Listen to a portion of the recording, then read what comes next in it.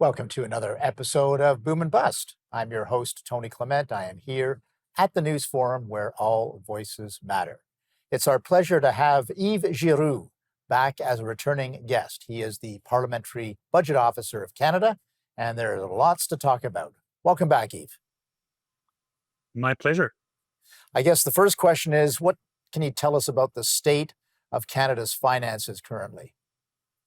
Well, when the government tabled its fall economic statement in December 2024, we had an unpleasant surprise when it came to the deficit for the year that ended almost a year ago on March 31st, 2024. So instead of a $40 billion deficit, the deficit for that year was almost $62 billion, looking at my notes here, sorry.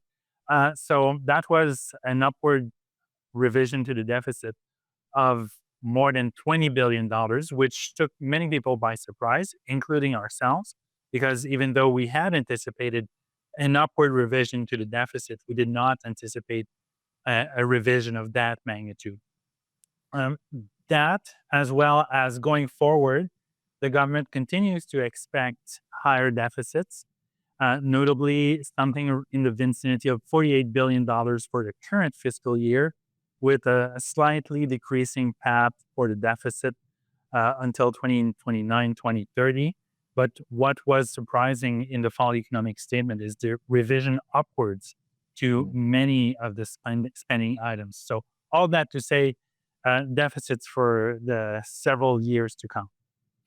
I'm really interested, and I know our audience would be interested. Of course, news reports just in the last few days indicate that the federal Liberal government is looking at a massive fiscal response to the potential of these tariffs from the United States, and that it could be to the tune of billions of dollars. So when you see that in the media, do you immediately start work on trying to assess what that will mean and how it would impact on the fiscal plan of the government?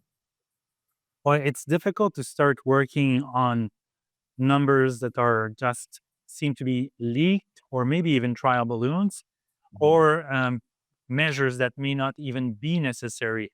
They're all depending on whether the U.S. will impose tariffs, a widespread tariffs, or whether it's going to be in limited circumstances. So it's very difficult for us to determine whether this will have an impact because we don't even know whether any of it will be necessary. What we can say, though, is that implementing these measures without increasing taxes to finance them would probably mean the government would blow one of its fiscal anchors, notably the commitment to maintain deficits at or below 1% of GDP starting in 2026-27.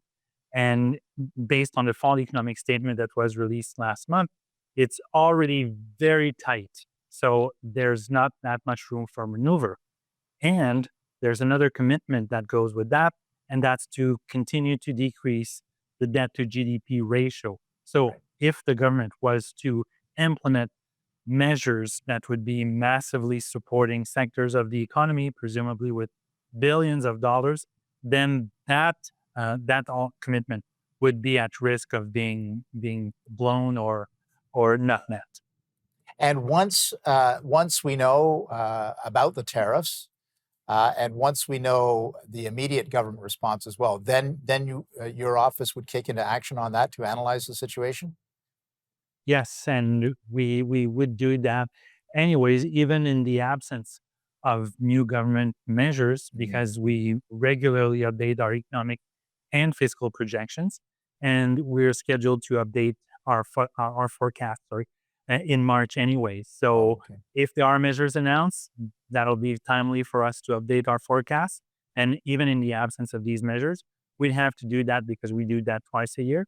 And given the political statements that have been made over the last several weeks, all indicators are pointing towards election to be triggered at the end of March. So that would also be very timely for us to release our update. Right. Yeah, because you've got to look at the electoral clock of the country as well as what's buffeting us from the United States or elsewhere. Very interesting. You've got to keep your office on their toes, I'm sure. We're gonna take a brief break, Yves. We've got lots of questions to return to after the break, so please stay with us. We'll be back after these commercial messages.